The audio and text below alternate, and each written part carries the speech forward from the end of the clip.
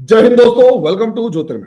दोस्तों, आज सुबह एक खबर आई और उससे भारत का इंटरनेट, भारत का मीडिया, भारत का सोशल मीडिया टूट गया। खबर क्या थी? खबर बिल्कुल एक ऐसी थी जिसे पेश किया गया जैसे दुनिया के अंदर या हिंदुस्तान की बहुत बड़ी खबर है। सैफ अली खान के घर में कुछ लोग घुसते हैं और 6 चाकू के वार सैफ अली खान के ऊपर होते हैं। अब 6 चाकू के वार होने का सीधा मतलब यह है कि काफी ज्यादा बड़ा हमला था। सैफ अली खान को उठाकर जेल वो हॉस्पिटल ले जाया जाता है। लीलावती हॉस्पिटल पहुंचते हैं और लीलावती हॉस्पिटल के अंदर उनके साथ उनका ट्रीटमेंट वगैरह जो भी था। लेकिन शाम तक खबर आ जाती है कि भाई सैफ अली खान जो है वो सैफ अली खान जो है वो गिरफ्तार मतलब खतरे से बाहर है। डॉक्टरों ने रिपोर्ट वगैरह दी। लेकिन सवाल यह है, जिस तरीके से सैफ अली खान जो हैं उनके इस खबर को, उन पर हमले की खबर को, देखो एक तो होता है न्यूज की फॉर्म में प्रोजेक्ट करना, लेकिन जिस तरीके से मीडिया ने सैफ अली खान के ऊपर हमले की खबर को तूफानी तरीके से बताया, शोर मचाया, देखो ऐसे हुआ, ऐसे हुआ, ऐसे हुआ, ऐसे हुआ, और जिस तरीके से इसको प्रोजेक्ट किया जैसे कि कुछ ऐसा हो गया जिससे भारत का पूरा सिस्टम हिल गया, भारत का एडमिनिस्ट्रेटिव फेलियर है, सिक्योरिटी फेलियर है, न जाने क्या क्या। शाम तक आते आते वो मीडिया के अंदर वो खबर भी, वो फोटो भी आ गई जो हमलावर था। लेकिन ये नहीं समझ में आया कि क्या वो चोर थे, क्या कुछ चोरी हुआ। अभी तक मैं ढूंढ रहा था कि, और सुबह सुबह मैंने इसकी जल्दीबाजी में कोई वीडियो नहीं बनाई, मैं ढूंढ रहा था कि क्या यहां पर कोई चोरी की खोज खबर है। तो आंसर है भाई, चोरी की तो कोई खोज खबर अभी तक नहीं थी। अब अगर चोरी का मामला नहीं था तो ये बंदा एकदम से ये कैसे हुआ? अब ये भी नंबर नहीं पता कि एग्जैक्टली कितने नंबर थे। और जिस तरीके की सोसाइटी के अंदर सैफ अली खान रहते हैं और जिस तरीके की सोसाइटी के अंदर ये सभी लोग नॉर्मली रहते हैं, उन सोसाइटीज में बाहर से चोरों का घुस जाना जल्दी से पॉसिबल नहीं होता है। कारण उसका ये है क्योंकि सिक्योर, एक तो चारों तरफ ये वॉल्ड सिटीज में या वॉल्ड बिल्डिंग्स में रहते हैं, सोसाइटीज में रहते हैं, जो दीवारें हैं वो काफी ऊंची ऑलरेडी होती है और सिक्योरिटी नॉर्मली इनके 100-100 करोड़, 50-20-20, 50-50, 100-100 करोड़ के फ्लैट्स होते हैं। उन फ्लैट्स में अगर आप देखोगे तो वो जिस तरीके से रह रहे हैं, या सिक्योरिटी का जो मामला है, सिक्योरिटी तो किसी तरीके से कुछ मैं मानता नहीं कि वहां जल्दी से ब्रीच हो पाती।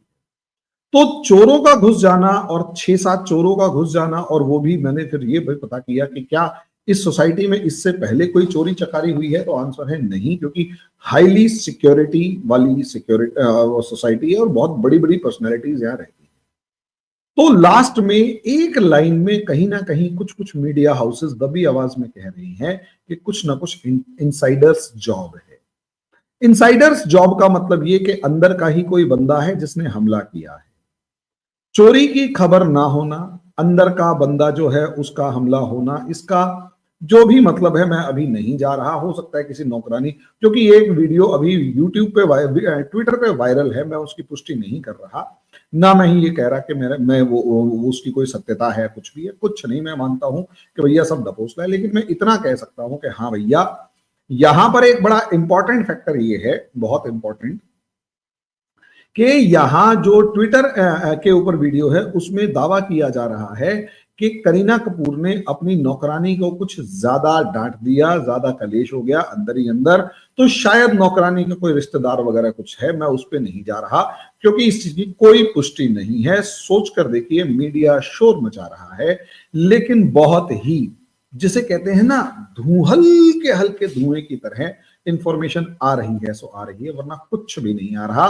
पिन ड्रॉप साइलेंस है, मुंह पर तगड़े वाली टेप है, स्टेपल्ड माउथ्स की फॉर्म में यहां पर नजर आ रहा है मामला, के जैसे स्टेपलर लगा रखा हो होठों के ऊपर कि कोई कुछ नहीं बोलेगा, कोई खबर बाहर नहीं जानी चाहिए। खैर, अब इसको दूसरे पार्ट में देखें कि सैफ अली खान के मामले में जिस तरीके से कलेश हो रहा है। सबसे पहली बात, प्रोजेक्ट जैसे किया जा रहा है कि सैफ अली खान कोई हद से ज्यादा वीवीआईपी टाइप का बंदा हो, और इतना वीवीआईपी टाइप का बंदा है कि भाई कोई मजाल है उसके घर में कुछ हो गया।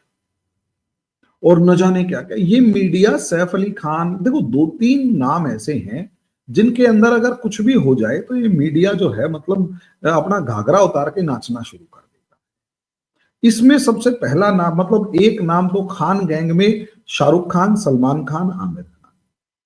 आमिर, इन तीनों के कोई गड़बड़ घोटाला हो जाता है तो खबर तुरंत दब जाती है, लेकिन जब इनके साथ कुछ हो जाता है तो बवाल कट जाता है।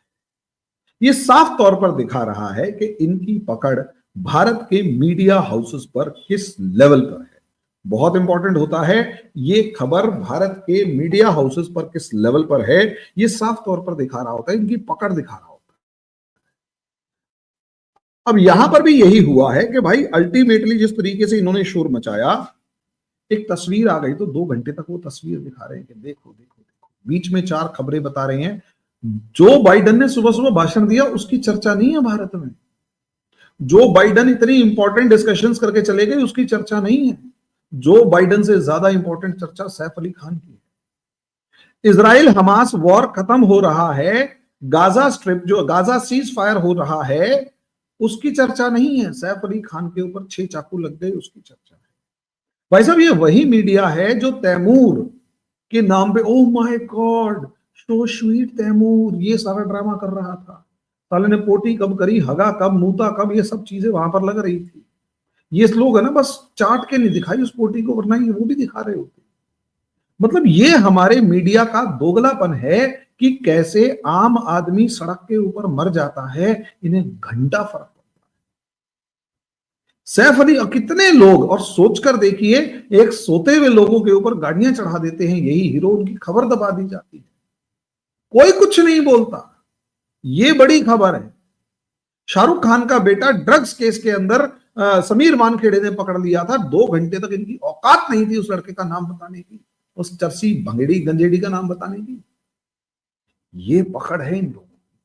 खैर, अब इसमें भाई पॉलिटिक्स भी ढूंढनी पड़ती है। हालांकि कांग्रेस जो है वो भी चुप बैठी हुई है, उसने शायद इसमें कोई एंगल नहीं ढूंढा।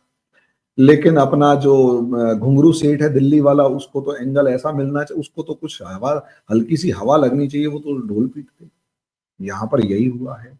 उसने क्या ढोल पीटा, उसने शोर क्या मचाया, वो सोचने वाली बात है। उसने शोर मचाया कि भाई बीजेपी, उसने बीजेपी का एंगल इसमें ढूंढ लिया और बीजेपी के नाम पे हमलावर तो वो है ही। अब शुरू से वो अमित शाह जी के ऊपर हमलावर है, और वो करे भी क्यों ना, विपक्ष में बैठा हुआ है और अपनी सरकार बचानी है, और विपक्ष के मतलब और बीजेपी पे हमला करना है और बीजेपी की कमियां ढूंढनी है।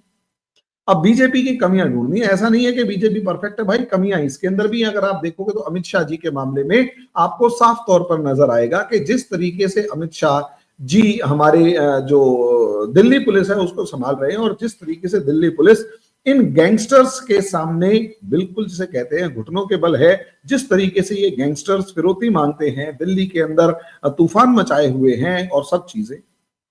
लेकिन यहां केजरीवाल का अपना भी तो मामला आ जाता है, जब केजरीवाल से जुड़ी हुई एक संस्था, या यूं कहें केजरीवाल के जो फॉरेन फादर हैं जॉर्ज सोरोस, उससे जुड़ी हुई एक संस्था के अंदर काम करने वाले लोगों का बेटा हॉक्स कॉल्स करके दिल्ली के अंदर बॉम्ब्स फैला होने की अफवाह फैला रहा होता है, स्कूलों को मेल भेज रहा होता है। वो माइनर बच्चा जब पकड़ा जाता है तो उसके डायरेक्ट इनडायरेक्ट लिंक अगर केजरीवाल से मिलते हैं तो केजरीवाल उस पर कोई जवाब नहीं देता। लेकिन केजरीवाल ने इसमें एंगल ढूंढ लिया कि अमित शाह जी जो है दिल्ली पुलिस के अंदर, दिल्ली पुलिस जो है वो सब बेकार है और सब चीजें बर्बाद है, और दिल्ली पुलिस की अगर सब चीजें बर्बाद है, ढंग से काम नहीं कर पा रहे, तो इसका मतलब बीजेपी खराब है। लेकिन जैसे ही अब ये मामला आया, तो क्योंकि बॉम्बे के अंदर भी तो बॉम्बे पुलिस है, वो भी बीजेपी सरकार के अंडर में है, तो केजरीवाल ने वहां पे भी लपेट लिया कि बीजेपी वाले इतने निकम्मे हैं कि वहां पर भी इनकी पुलिस जो है काम नहीं कर रही। और देखो वहां पर सैफ अली खान पे हमला हो गया। इनसाइडर्स इशू है या क्या है उस चीज पे तो मतलब ही नहीं है, लेकिन मामला तो सैफ अली खान पे हमले का है ना, और बीजेपी की सरकार है और पुलिस बीजेपी के कंट्रोल में है, तो बीजेपी के नाम पे आरोप लगाया जा सकता है कि असलियत में बीजेपी की पुलिस जो है वो फेल हो रही है, बीजेपी ढंग से काम नहीं कर पा रही, एडमिनिस्ट्रेशन ढंग से नहीं संभाल पा रही, इसलिए यह हमला हुआ है और बीजेपी की सरकार जो है वो फेल हो गई है। अब केजरीवाल ने अपना वाला एंगल ढूंढ लिया, क्योंकि भाई एक वीआईपी बंदा है, अब इस केजरीवाल ने आज तक के कोई दूसरे ऐसे मामले नहीं उठाए, न जाने कितनी हत्याएं, कितने बलात्कार, कितना सब कुछ होता है। ये बड़ा सोच समझ के। अच्छा, एक खास बात और है। एक खास बात यह है कि सैफ अली खान के ऊपर न जाने किसने हमला किया है, कोई कुछ नहीं बोल रहा। वो मतलब शोर मचा चुके हैं, हो हल्ला मचा चुके हैं। इससे पहले वो एक सुशांत सिंह राजपूत नाम का वो जो हीरो था, उसका जब मर्डर होता है, उसके मर्डर में उस मतलब कहानियां तो गढ़ी जा रही थी, मीडिया उसमें शोर तो मचा रहा था, किसने मारा, किसने मारा, किसने मारा। लेकिन मजाल है उसके मामले में किसी पर उंगली कोई उठा दे, उसके मामले में कोई पॉलिटिकल पार्टी बोले। उसके मामले में किसी पॉलिटिकल पार्टी ने कुछ नहीं बोला, क्योंकि वो तो हिंदू था। यहां सारे बोलेंगे क्योंकि मुसलमान है। यानी हीरो के अंदर भी गिद्धों के की तरह के से इसने सारा मामला ढूंढ लिया कि भैया इन्होंने हमला किया, उसने हमला किया, और ये बीजेपी निकम्मी और न जाने क्या क्या। अब ऐसी सिचुएशन के अंदर अगर आप उठाकर देखेंगे तो यहां पर भी कहीं ना कहीं पॉलिटिकल एंगल है, लेकिन उससे बड़ा एंगल जो है वो कुमार विश्वास के नाम को उछालना है। कुमार विश्वास का नाम क्यों उछाला गया? क्योंकि सैफ अली खान ने बड़े प्राउडली भारत के ऊपर एक आक्रांता आया था, भारत पर हमला करने एक आक्रांता आया था, तैमूर।